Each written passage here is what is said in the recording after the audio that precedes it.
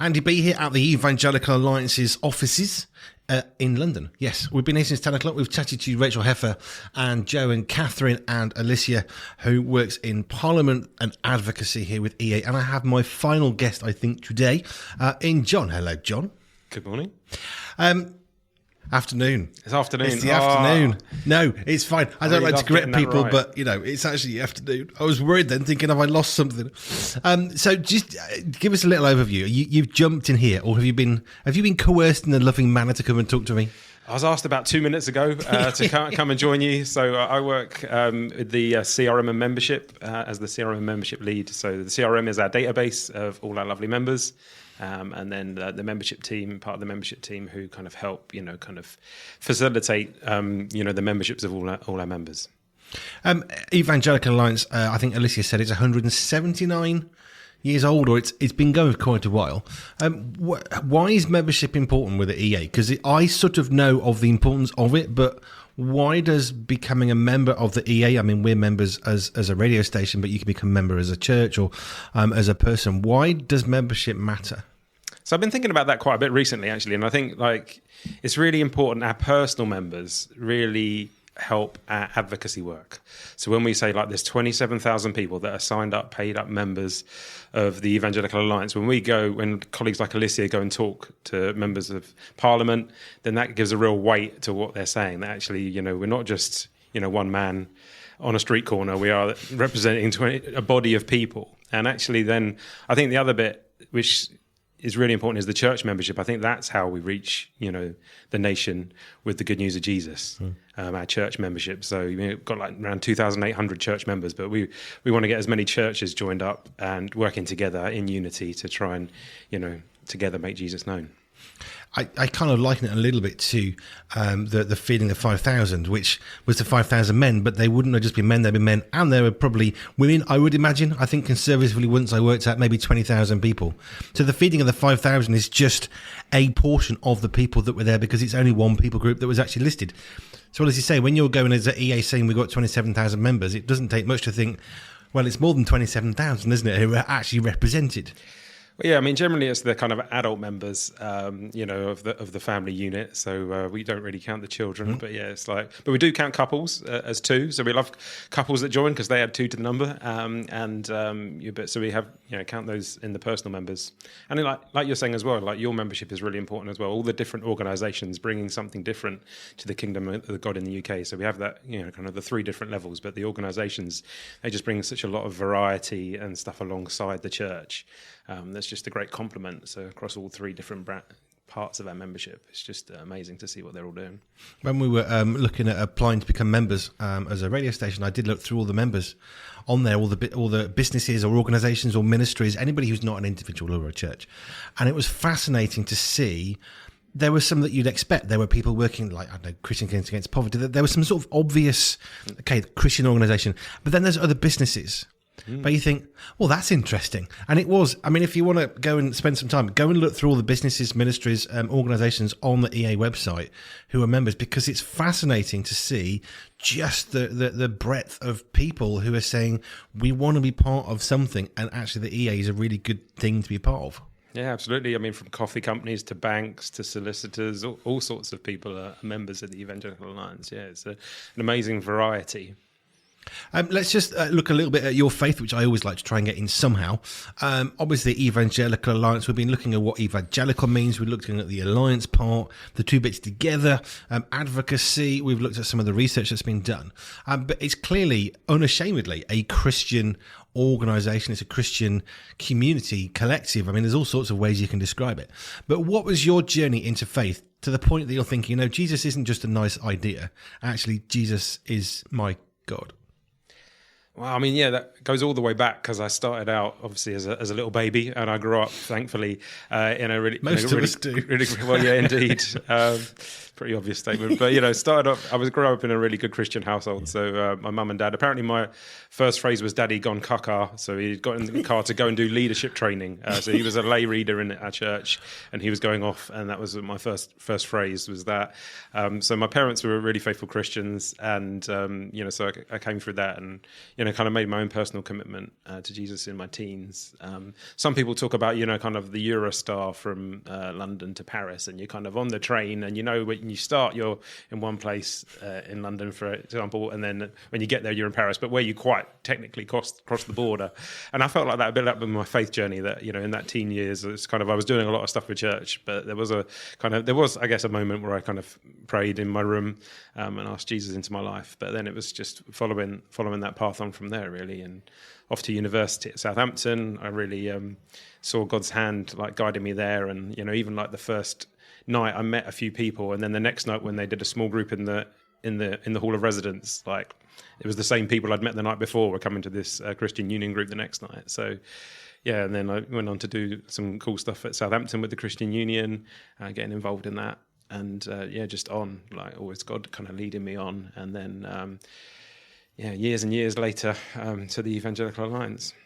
What led you here? I mean, we were just talking off air about you've been to the Tenpin Bowling Alley in Wolverhampton, which is not really a very exciting place. I'll be honest, having grew up in Wolverhampton, there's two, and neither is very exciting. So apart from that interesting mid-light, is it a highlight, low? Let's call it a mid-light. How did you find yourself working here at the EA? Well, I started off, like I said, I studied computer science at Southampton University, and then got a job with an American software company for years.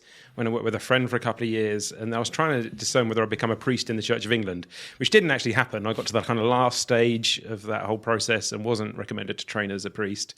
And then God kind of switched the tracks. My son loves trains, and so it's kind of like one of those comedy things where you're going down one train track, and then all of a sudden someone pulls the points right at the last minute, and you zoom on to the next one. So I did go off and study a little bit of theology as an independent student, and then became the part-time coordinator of Merton Street Pastors. And then I was there for like 10, 11 years, doing street pastoring things in Merton, trying to bring the church together in unity to be good news in Merton on the streets late at night in the town centres. And so I'd done that for a lot of years, done some other things, working for the Ascension Trust, a little bit part-time alongside it, a food bank and a night shelter. And then all of a sudden, I was going to go and talk to Jo Frost's husband about how he was going to run the marathon to raise funds for Merton Street Pastors. And apparently she said the night before I was going to go for lunch to discuss how we could get the maximum amount of funds out of his run. And she said that I need to talk to John about a job. And Andy said to her, well, you can tell him tomorrow he's coming for lunch. So anyway, she then was outlined this job. The Evangelical Alliance needed someone to come in and help them run their CRM, a new CRM, and get the staff to use it, modern, get every member of staff trying to use it. And just really, out of that conversation, had a few conversations with the other staff here, and felt that, I could use my kind of skills, technical understanding, and my kind of passion to work with people and enjoy working with people, to kind of blend those two things together and try and help the Evangelical Alliance bring their new system online and go ahead. Databases are important. We've got a few now, and I don't know if I ever thought they were silly. I just didn't really understand them, but now we have a few, and it's like, these actually matter, because it's the way that you can actually engage with people. It's a way of actually communicating with people who want to support what you're doing. A databases, I wouldn't necessarily know that I could say they were fun, but I think a database is really important.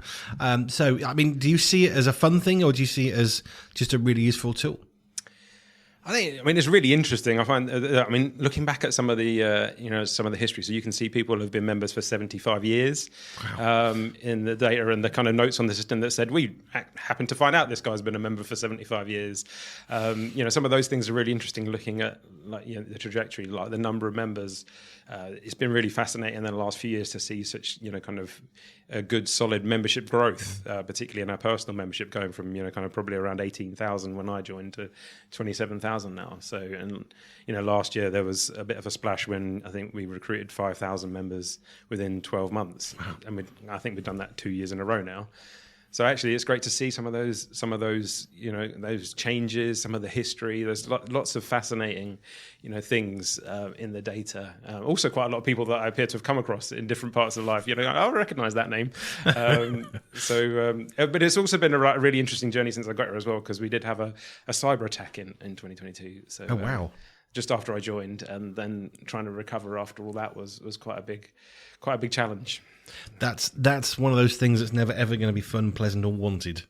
No, but it did, like, again, just because of the way we had to get involved with our data and kind of piece it back together a bit like a jigsaw puzzle, is just meant, again, I got to see a really different perspective of the data as well. And basically it tells a story of a lot of really faithful people who've, been members for years and years and years. The number of people, we've recently done a bit of an exercise to try and, get some more email addresses off people, just to help us with the kind of continuity of membership, because obviously people move house, sometimes we lose touch with them, and so we wrote to a few people and said, hey, we don't have an email address on your records, would you mind giving us one, please, if possible? And you're thinking, actually, probably these people joined before email addresses were really common, whereas now you can barely do anything without an email address. We probably these people signed up and have been members so long, that we maybe just had their title, their initial and their surname and their postal address. And that was when they signed up, back in the 80s and 90s, before email really went kind of like into every home in quite the way it is now.